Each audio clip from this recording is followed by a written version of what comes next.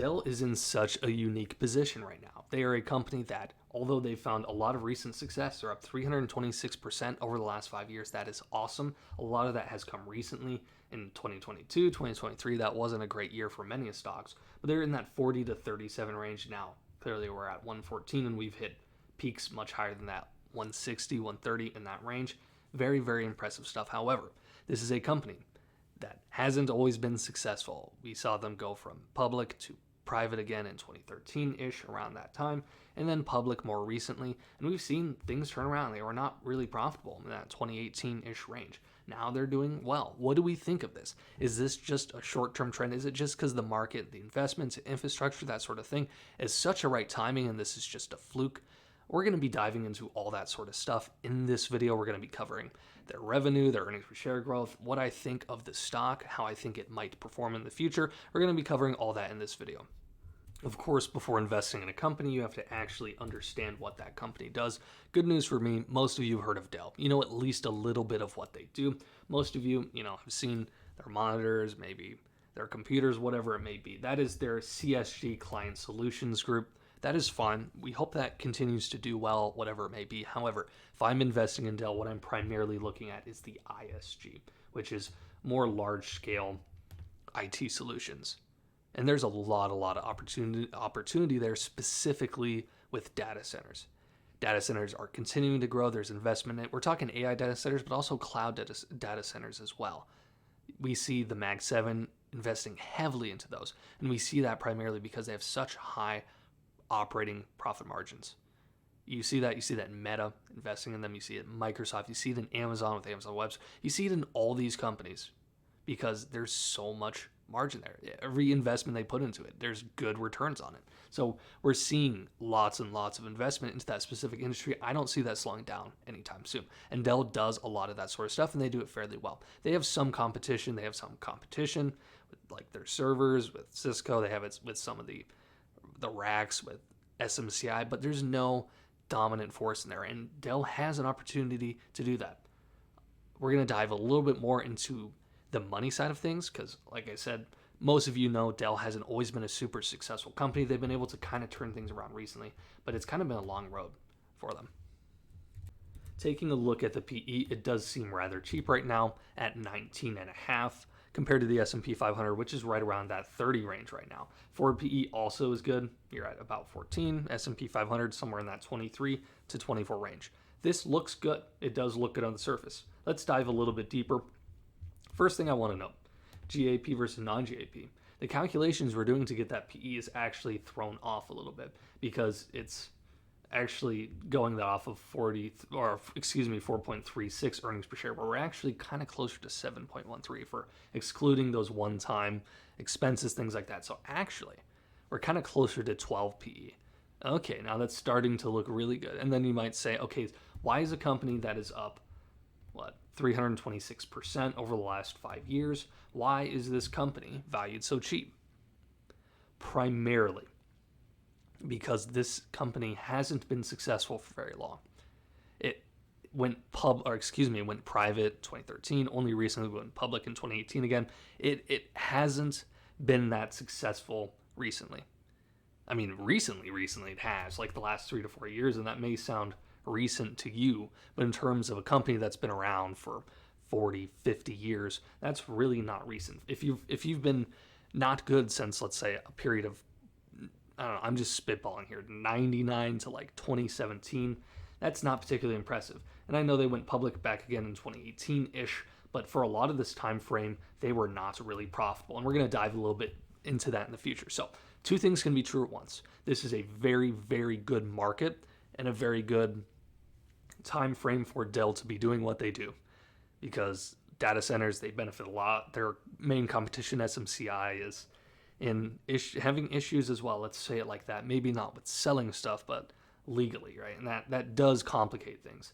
So it's just a really good environment for them, and they're picking up a lot of steam. But people at the end of the day still don't trust that this company is going to do very well in the future. They just don't. So if you believe they will. If you think they'll do like an average company, even, you'll probably end up doing pretty well on Dell in the long term. Who knows in the short term?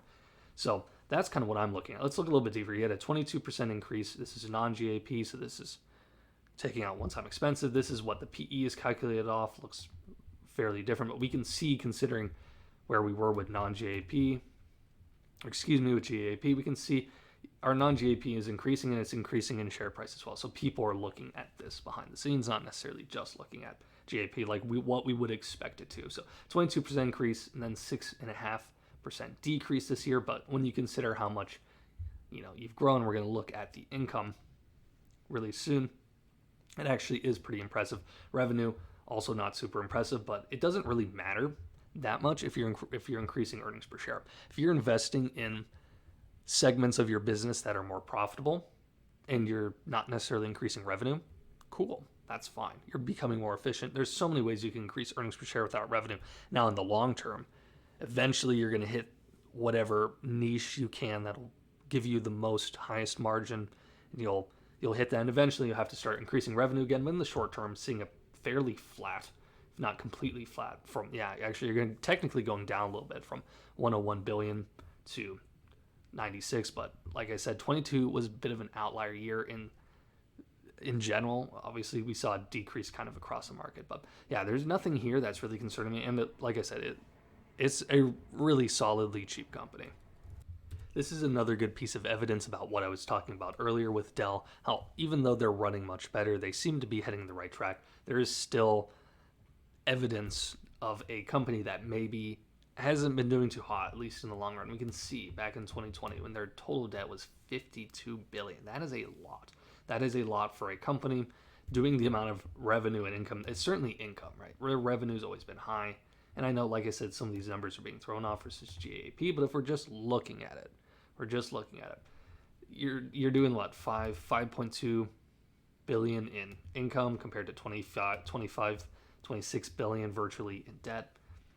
Not particularly hot looking, right? And it's even worse back in 2020 when you're doing 2.2 billion in income versus 52 billion in debt. So clearly we're heading in the right direction, but still you can see that, and that is slightly concerning. It's more concerning about where it was. Clearly, like I said, we seem to be heading the right direction, but still not particularly impressive. But now going back to that, right? 2.2 billion in income compared to 5.2 now. Clearly the right direction. Obviously 2022 is a great year for many a company. But like I said, there's some of these numbers are being thrown off a bit. So actually you're kind of sitting in that 8 billion-ish range if we're just taking out one-time expensive things like that, because we can see our earnings per share did increase from 2022 and increased 22% this year and then went down slightly. So you're kind of at 7.5. I'm just estimating, right? The only thing that also concerns me here, like I said, 84 billion in revenue compared to 88 billion. Next year, we're projecting in the 90s. So you're having an increase there by 10 billion in revenue. That's not nothing, but still, we would expect a company that's healthy in the long term to be growing a little bit quicker than that. Yes, we can increase earnings per share in the short term. If you're prioritizing businesses, segments of the business that can grow faster, that'll give you a higher profit margin. You should focus on that. And sometimes in the long run, you're going to see revenue not necessarily go up. However, with a company that, like I said, historically has not always been growing very well at all, that's had large segments of time where it has been underperforming, it points to something that isn't necessarily healthy. Do you know what I'm saying?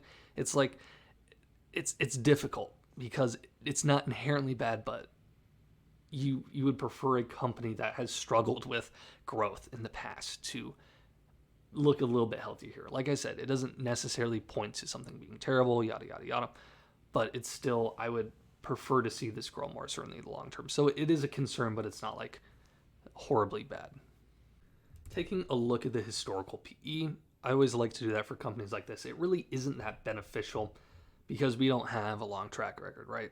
When it went private, I almost said public, when it went private again in 2013, obviously we lost all that data for then, and honestly, going pre-2013 doesn't matter that much either because the company's so different from then. Really, it's really hard to look at. I mean, it's really difficult to look at that and say that's reflective of where we are now. And we can just see, going back to 2018, right? You're at -4 earnings per share. And now you hit 8.64. And then when you're excluding GAAP, when you're looking at non-GAAP, we're somewhere in the mid sevens. So this is clearly a company that has been able to turn things around. We can see that reflected in the share price. I know I've talked about that, but you really can see it.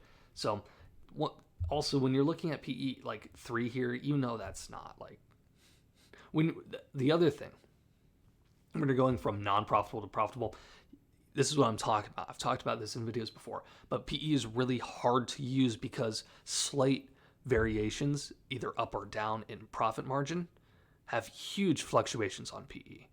So it's really hard to go off of that. But if we are going, but the advantage is if they can continue to increase that profit margin, you can see dramatic swings upwards in the sense that, hey, all of a sudden they're way more profitable. That's what you're counting on the upside with Intel. They do 50 billion, like, is it a year? Yeah, like 50 billion a year in revenue. If they could just hit normal profit margins like an AMD does, they do twice amount of revenue that AMD does in a year. But AMD is actually profitable. So AMD is worth like 3 times more. So if Intel, being double, could just be profitable at the same rate, they would be like 6x where they are now. Of course, I'm just spitballing numbers, things like that. The same thing applies with Dell. They've been able to turn things around. People starting to see the light at the end of the tunnel, and people got really, really excited. Also, it's a very favorable market for them. Like I said, we aren't seeing everything align yet, but if you're counting on it continuing to happen, there's a lot of upside here. Every company has unique risks and advantages. It's important to lay them out, weigh them, understand them, so you know what you're getting to when you're investing in a company. With Dell, there's quite a few risks. A lot of them are soft, but like, I have no idea how this stock is going to react in a downturn.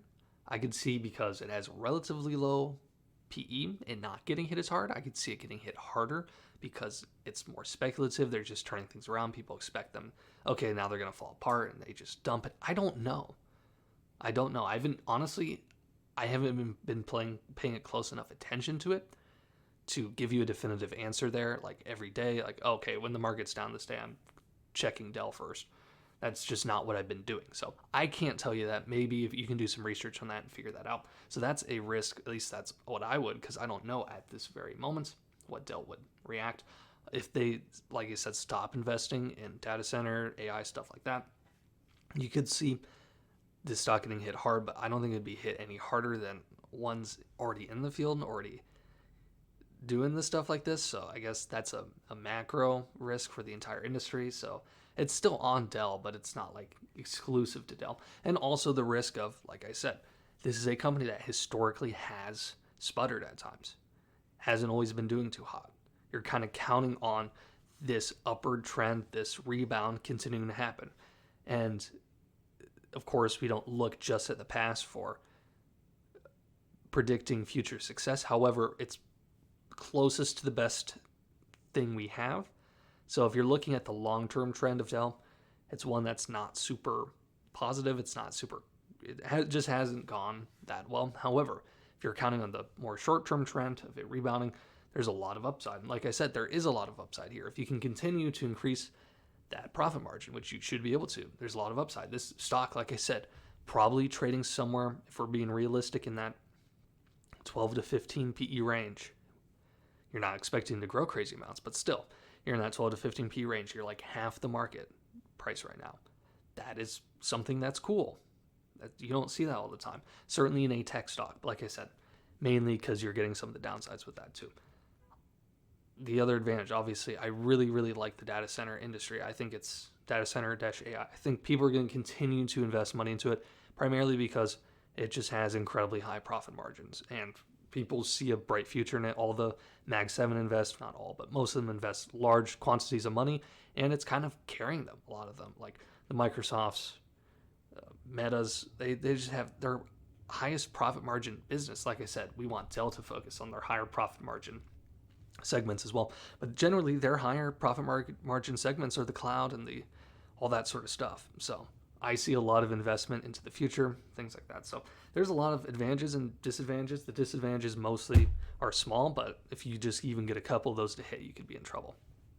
I'm not the biggest stock price projector on this channel. Some of you who have made it this far really like Dell, really interested in what I've had to say. I appreciate all of you for watching. Some of you really like my content, and you know this portion of the video. This portion of the video is where I like to say, I can't predict the future, there might be a recession, yada, yada, yada. So I don't like saying, okay, by this period of time, this company is going to be here, stock price. I don't like saying that. However, I can compare it to the broader market, because if I say it's going to outperform the S&P 500 by 15% in 5 years, and there's a recession exactly 5 years from now, it still may be up 15% from that. Now, it's a tech company, so probably not. That might be a bad example. However, if we're comparing to the market itself, it's a lot more grounded, because the market itself is not usually that grounded. So I think Dell, I don't know. You probably want something more substantial. I think Dell is positioned very well to be very successful in the future, just because they have been very not successful, and just marginal improvements can increase really radically. You can. So I either think Dell, if we're looking in 5 years, let's say 5 to 7 years, that's a pretty long time frame. You're probably either relatively flat again, unfortunately you fall back into your old ways of underperforming, or you're higher. I don't see, unless there's a major recession, people really stop investing in data centers. I don't see that.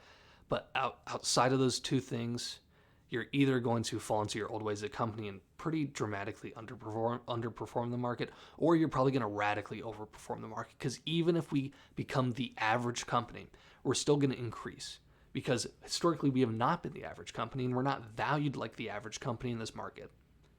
Hopefully that makes sense to you guys. So I don't know what it's going to do. If you made me bet, I would say, hey, I think this is, even as an average company, this is a very, very good environment. So if they can become an average company, they can do very, very, very well.